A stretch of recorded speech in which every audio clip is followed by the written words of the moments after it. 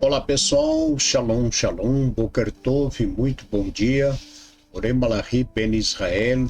Estamos retornando aqui na manhã deste segundo dia da semana para trazermos a leitura e também comentários da segunda aliá da Parashá que nós estamos estudando ao longo da semana, que é a 25ª porção, a Parashá Tzav.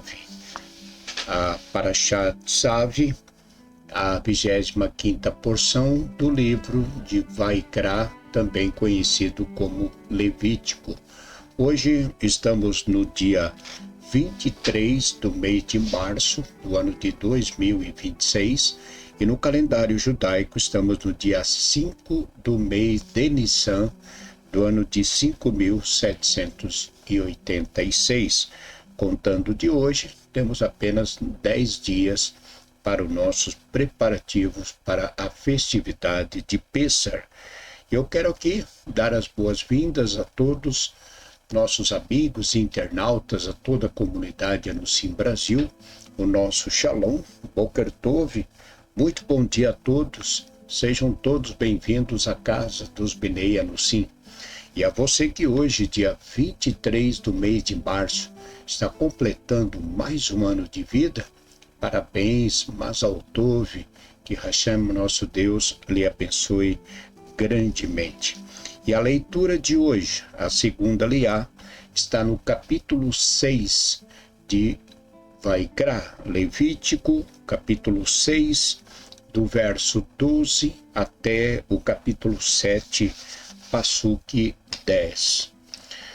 Então, peço a você que ainda não está inscrito em nosso canal, que possam se inscrever e também deixar o seu like desta transmissão.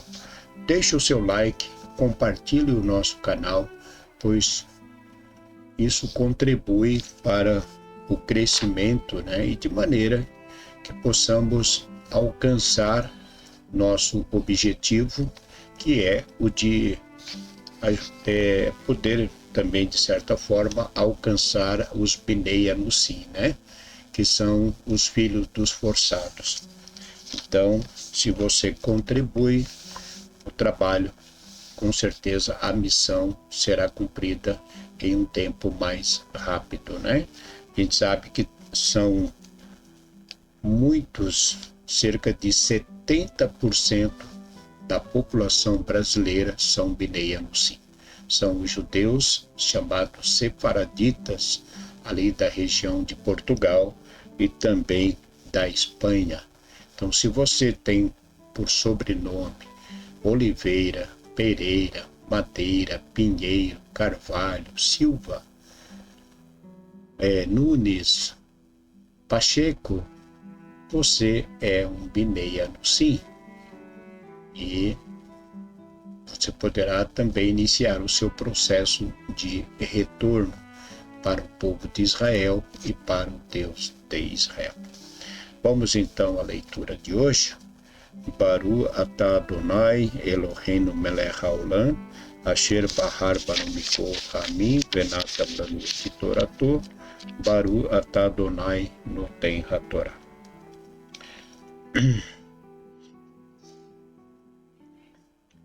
Vaidaber Adonai el Moshe lemor. E falou o Eterno a Moshe dizendo: esta é a oferta de Arão e seus filhos que oferecerão ao Eterno no dia em que forem ungidos. A 10ª parte de um efá de flor de farinha de trigo, oblação contínua, metade dela pela manhã e metade pela tarde. Na assadeira feita com azeite bem escaldada, a trarás bem assada, frita, dobrada em 4 e oferecerás para ser aceito com agrado pelo Eterno. O sacerdote que for ungido em seu lugar, que dentre seus filhos lhe suceder, a fará estatuto perpétuo ao Eterno, inteiramente será queimada. E toda a oblação de sacerdote será queimada totalmente, não será comida. E falou o Eterno a Moshe, dizendo, falarão e a seus filhos, dizendo, esta é a lei do sacrifício de pecado, no qual, em que for degolada a oferta de elevação, será degolado o sacrifício de pecado diante do Eterno. Ele é santidade de santidades. O sacerdote que oferecer o comerá em lugar santo, será comido no pátio da tenda da reunião. Toda a coisa que tocar na sua carne será como ele. E se aspergir de seu sangue sobre a roupa, aquela parte que foi aspergida, lavarás em lugar santo. Se um recipiente de barro for cozido, será quebrado, e se num recipiente de cobre for cozido, será esfregado, lavado na água. Todo varão dentre os sacerdotes comerá dele, ele é santidade de santidades, e todo o sacrifício de pecado, cujo sangue for trazido à tenda da reunião para expiar na santidade, não será comido no fogo, será queimado. E esta é a lei do sacrifício de delito.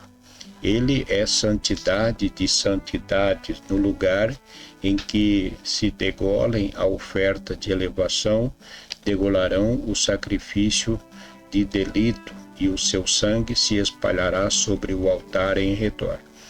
E todo o seu sebo será oferecido, a cauda gorda e o sebo que cobre as entranhas, e os animais, e os 2 rins, e o sebo que está sobre eles, e o que está sobre as ilhargas, e o diafragma como uma pequena parte do fígado ligado a ele, sem tirar nada dos rins. Assim os tirará, e os fará queimar o sacerdote como oferta queimada diante do Eterno. Ele é um sacrifício de delito. Todo varão dentre os sacerdotes o comerá. No lugar santo será comido, ele é santidade de santidade, como o sacrifício de pecado será o de delito. Haverá uma só lei para eles. Ao sacerdote que fizer a expiação pertencerá. E quando o sacerdote oferecer a oferta de elevação de alguém, o couro da oferta de elevação que tiver oferecido será para ele. Toda a oblação que for cozida no forno, e toda a que for feita na panela e na assadeira, para o sacerdote que a oferecer será. Toda a oblação amassada no azeite e a seca, a todos os filhos de Arão pertencerá, tanto a um como ao seu companheiro de turno. Amém. Baru atah Adonai Eloheinu melech haolam, asher natan lanu Torah temet vehayolam atah b'torreinu, Baru atah Adonai noten hatorah. No Shabat, nós estudamos a primeira aliá, ou a primeira paraxá do livro de Vaikra, que foi a paraxá Vaikra. Na paraxá Vaikra, no Shabat, nós estudamos acerca das leis que regem o homem quando este cometer algum delito, algum pecado, tanto para o homem como também para a mulher, porque haviam pecados que eram passivos de sacrifícios. E como temos falado, existiam alguns pecados que não havia sacrifício, ou seja, o homem era merecedor da morte.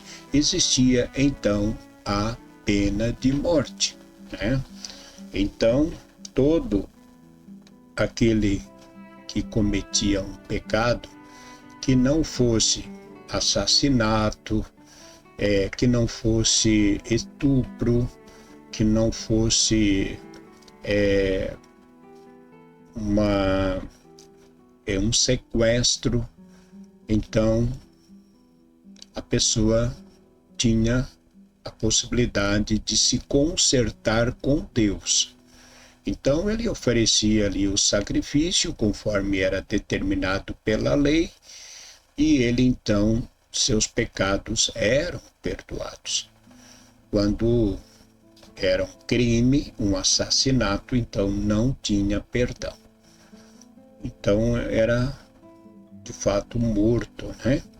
Então nós vimos que na Parashá Vaikra, dos mandamentos de sacrifícios por pecado, e também outros sacrifícios que eram sacrifícios de gratidão, né? E sacrifícios de que a pessoa fazia de forma, no caso da mulher, quando tinha um bebê.